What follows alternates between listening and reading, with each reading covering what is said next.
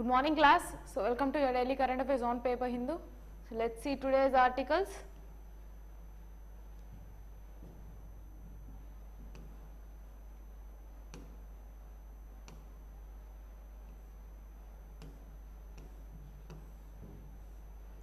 Just a moment.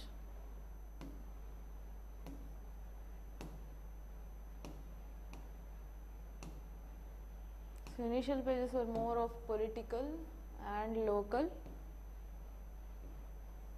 Yes.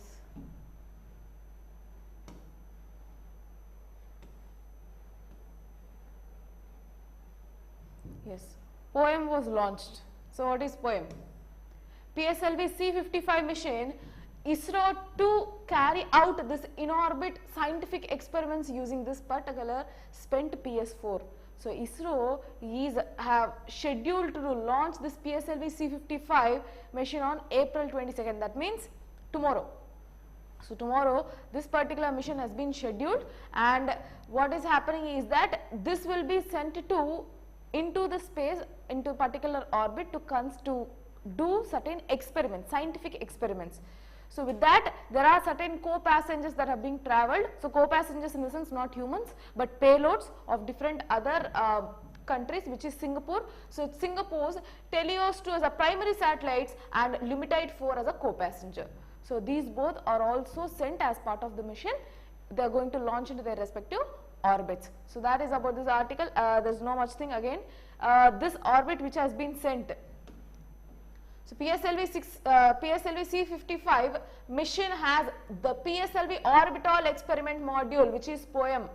So PSLV orbital experimental module, which will perform scientific experiments in space. So that is about this article. So scientific experiments through non-separating payloads. For that experimental purpose, they are going to launch it tomorrow. With that, it is going to also carry out into space the Singapore's launch payloads too, right? Next.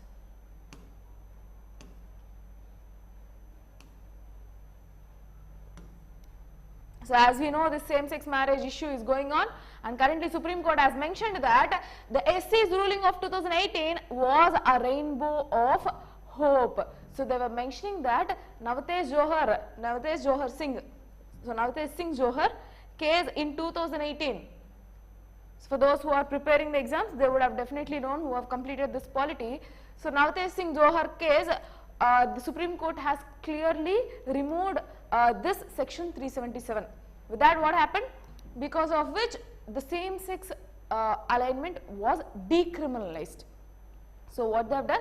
They have decriminalized this same-sex alignment, but they haven't legitimized. That means they haven't legalized this same-sex marriages.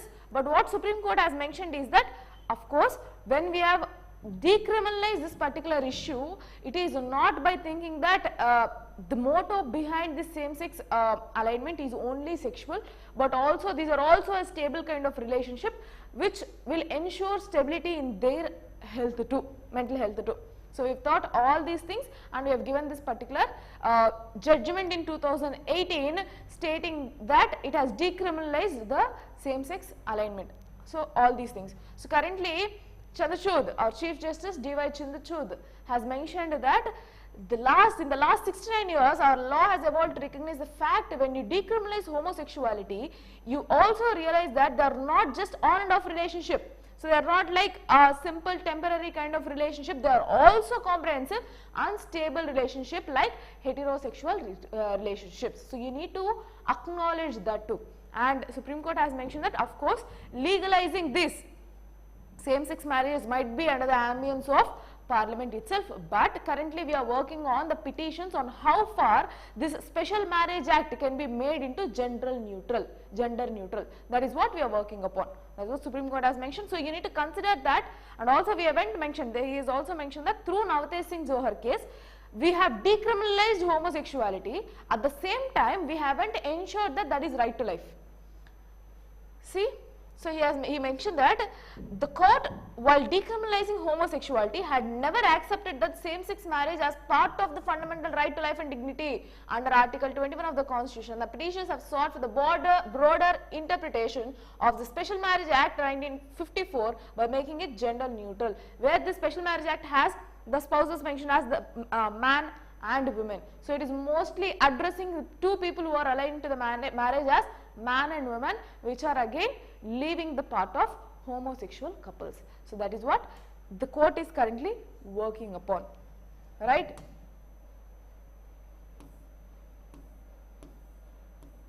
So yes, that is what they have mentioned. And what center has told that if you legally recognize this same-sex marriage, it is definitely going to threaten the existing society fabric.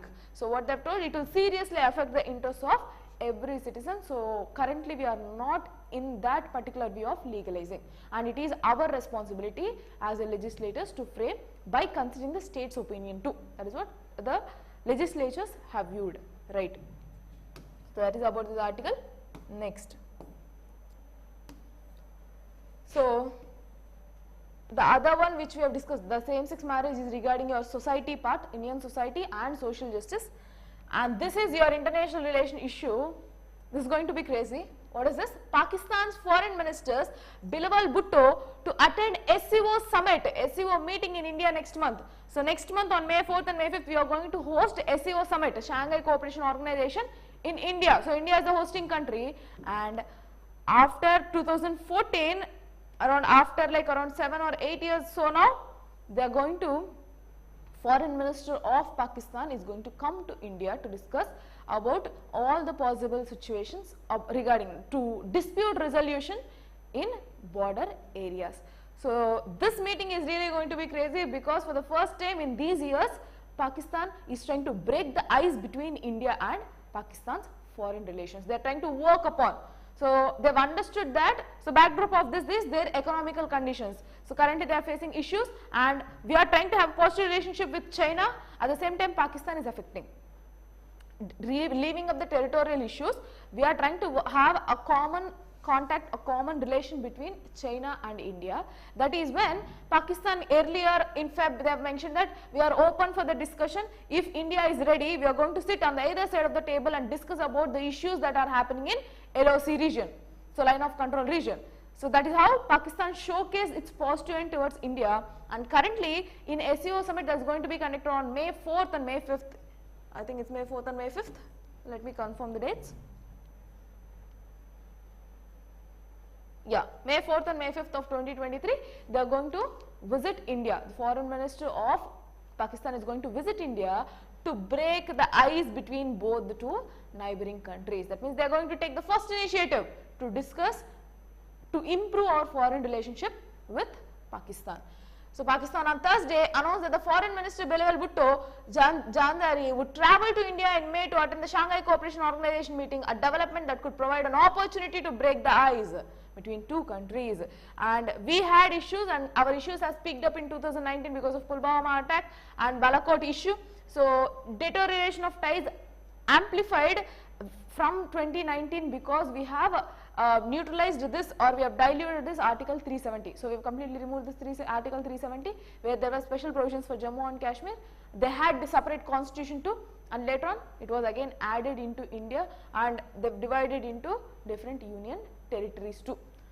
So in that issue we had huge tussle between Pakistan and India, but however they are trying to have positive relationship with India.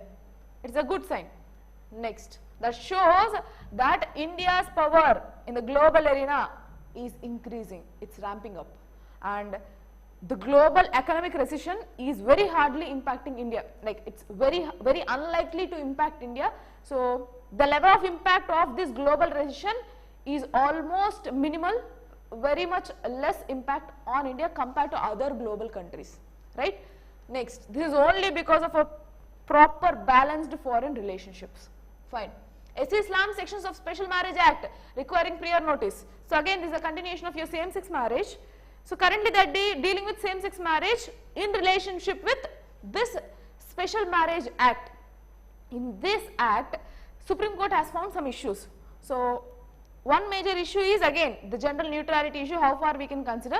The second one is this article where there is one provision that couple who intend to marry, they have to announce it. So if you can see, the Supreme Court on Thursday said that the provisions of Special Marriage Act, which would mandate a 30-day notice of intent to marry, is steeped in patriarchy and expose vulnerable couples to invasion by society. So what is this telling about? According to this particular act, those couples who actually wanted to get married, they have to announce it priorly, openly, that before 30-day period time. So before a 1 month span, they have to go to this particular office, whatever is the necessary office, they have to go there and they have to announce it publicly that yes, we are going to we have to get married. Then what is the issue here? If the couples are from the different castes or different backgrounds, if the parents are not obeying, then it is threatening to their existence, right? So yeah, the issue is the very object of Special Marriage Act is to protect the couples, but notice exposes couples to invasion by society. So that is the issue. So the actual intent of this Special Marriage Act is to protect the couples, to have their rights protected. But what is happening in contrary, it is actually invading, it is making the couple being exposed to invasion by society. That is what Supreme Court has mentioned. They have asked to remove that particular clause too. Next.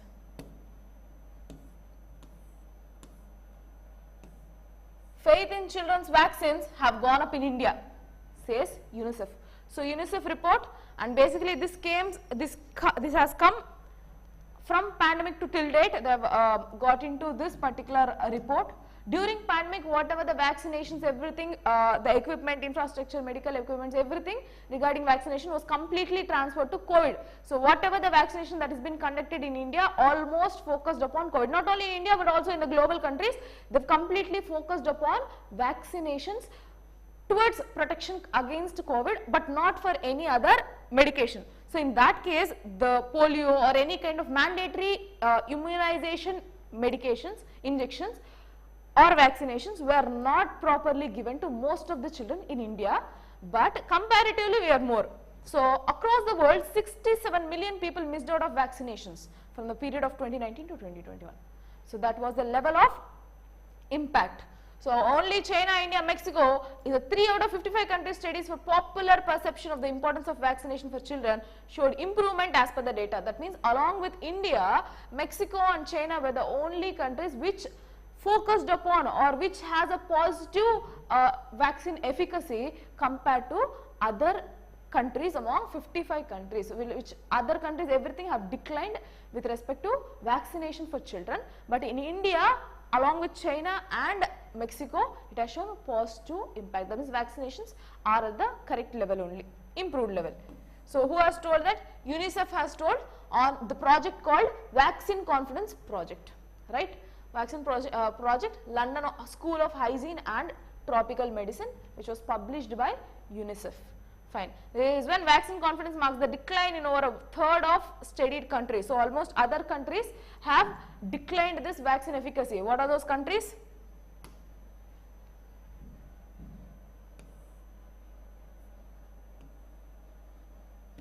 Korea, Papua New Guinea, then Ghana, Senegal, Japan, all these have shown that declining ratio. So that is about this article. Concept of vaccine hesitancy is really important, which showcases their trust on government too. So it has a positive and negative impact on political dimension too. So that is how you need to understand. Next, SEO must pool resources.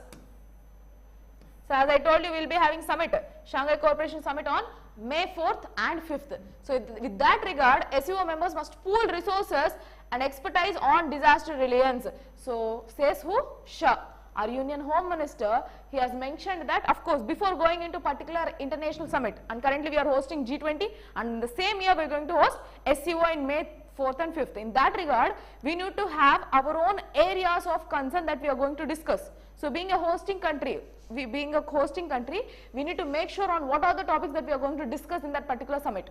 That is how before G22 we have committed, or we have made one particular meeting called Global South meeting, where we have considered all the opinions of the Global South countries, all these opinions And what are the areas of concern that we need to discuss during our G20 presidency from all the third world countries? That we have done. In the same way, for SEO, what are our areas to be areas of concern and what areas that we need to work upon?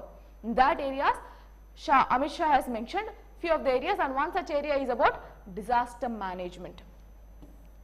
So India is leading in this, one of the leading countries, where any other country that is facing any kind of disaster in which we have our own good foreign policy with them, then immediately we will send our troops to that particular country to save them. Same thing which has happened in Syria, Turkey, their earthquake conditions, during that time too, we have sent our people there for disaster relief. Fine.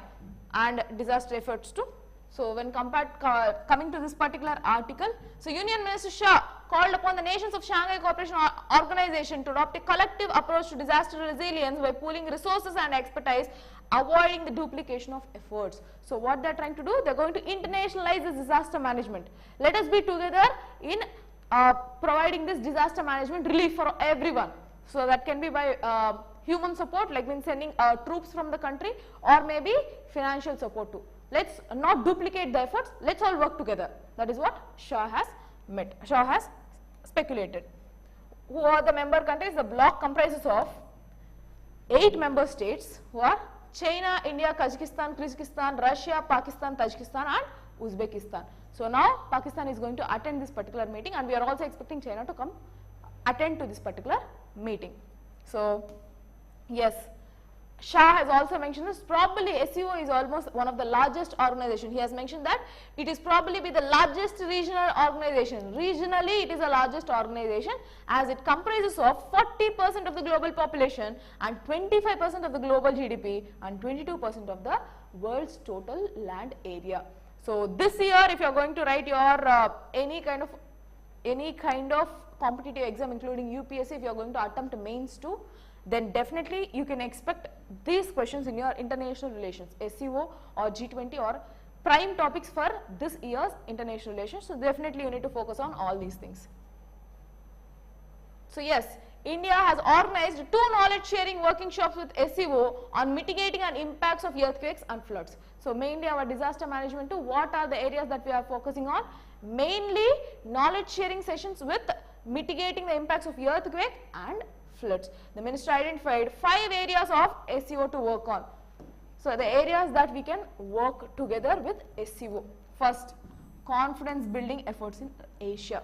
So including disaster management, what are the areas of concept that we are going to discuss in SEO summit? Number 1, confidence building efforts in Asia, because despite having all the positive relationship, major positive relationship with different other countries, still we are working upon our border countries. So border countries, we have a lot of threats and lot of conflicts in border sharing countries. So that is why our first focus is upon confidence building, trust building among our countries in Asia, collective responsibility approach.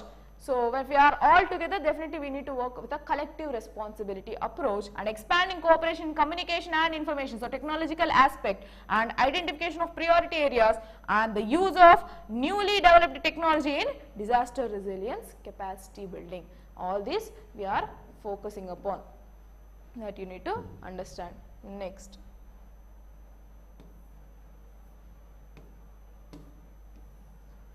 So yes, our Prime Minister has inaugurated our first, so the Global Buddhist Summit for the first time in India. So earlier these used to be conducted in different parts of the world, but in India this is for the first time where they have inaugurated Global Buddhist Summit 2023. In that regard, Prime Minister earlier also he has mentioned, and now also he is mentioning that Buddha is originated from India. So it has spread to different other countries from India, and Buddhist teachings, whatever the Buddhist teachings that prevailed earlier, can be relevant to even today. So those teachings can be used to address the problems of today. That is what our Prime Minister has mentioned. So what is he mentioning about? Buddha's teachings can solve most of the contemporary global problems. So that can be climate change, that can be any environmental issues, or can be war scenarios. So their way of morality can address all these issues. That is what Prime Minister has mentioned. So Prime Minister Narendra Modi said that the world was facing with the most of the challenging times of century due to war, economic crisis, terrorism, climate change and all the contemporary global challenges and can be addressed by teachings of Buddha. So that can be what? That can be global issues, that can be environment, climate change, whatever the issues, through Buddhist teachings we can change our perspective. These can help us to proceed further.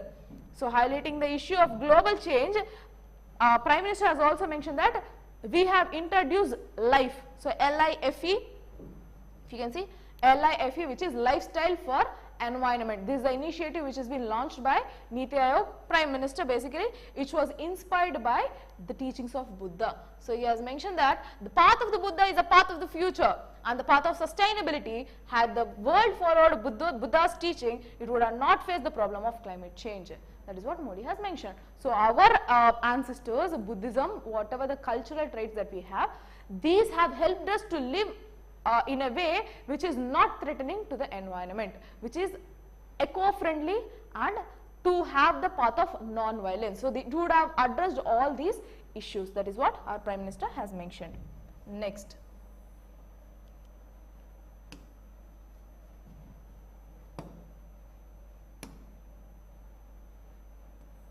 So economy articles we have already discussed the same one, so he is just skipping it.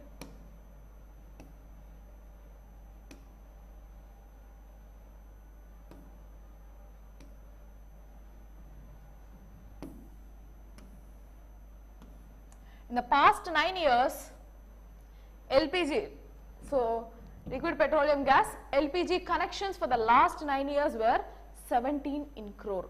So they have converted from the traditional usage to LPG connections. So 71 in crore, the cooking gas consumer base in India doubled to 31.26 crore. So earlier it used to be 17 crore actually. So this doubled to 31.26 crore during this period according to official data, and LPG covers an increase from 62% of 2016 to 104.1% in 2020. That was an increase in percentage of usage of people of LPG connections, right, in the 9-year span. But because of the increase in LPG gas connections price, because of the crude oil import prices have increased, this LPG connections now, usage of these LPG connections have been reduced because of increase in price of LPG connections, right. So in this article, there is an article, India's fighter jet conundrum. So what is the conundrum? In the sense confusion, basically the issue in which we are in still dilemma. Currently in this article, what is important is what is India's capacity with these light combat vehicles, fighter jets. So what is India's capacity, where are we going to? That is what important in this article. So against the sanctioned strength of 42 fighter jets. So we have a sanctioned strength of 42, but currently we have only fighter squadrons. In that we have only 31 currently under use. So we can use 42 till now, but we are only using 31 as of now. The bulk of a heft to arrest the drawn down and ensure the number doesn't fall below 29 squadrons, the rest of the 83 light combat vehicles, which is LCA, MK1A, LCM2 and MRFA. So what are the fighter jets that we have currently? That is important. And what is India's target? India has an ambitious plan lined up for the acquisition of 500 fighter jets, a bulk them to be indigenously designed and manufactured, with the majority of them being for the IAF. However, these are at various stages of development and procurement. So what is our current target? Our current target is to develop this 31 squadrons, 31 fighter jets to 500 fighter jets through path of this indigenously developed and through path of procurement. Both these ways we are trying to develop this 500 fighter jets, and mostly these fighter jets are confined to IAF, Indian Air Force. Fine. Next, so LCA, which is the fulcrum of the indigenous jet development program, which is the light combat aircraft, originally intended as a MiG-21 replacement, has seen a series of delays and is now back on track. So currently they are going in the current track to ensure there is the required procured amount of fighter jets. So what is India's current capacity, that we need to see. So the sanctioned strength is 42, current strength is 31, among which Su-30 MK. So we have 12. Next, Jaguar we have 6. Then MiG-21 we have 3. Mirage T-2000 we have Again, Mirage 2000 we have 3, MiG-29 3, then Rafale jets 2, and light combat vehicles we have 2.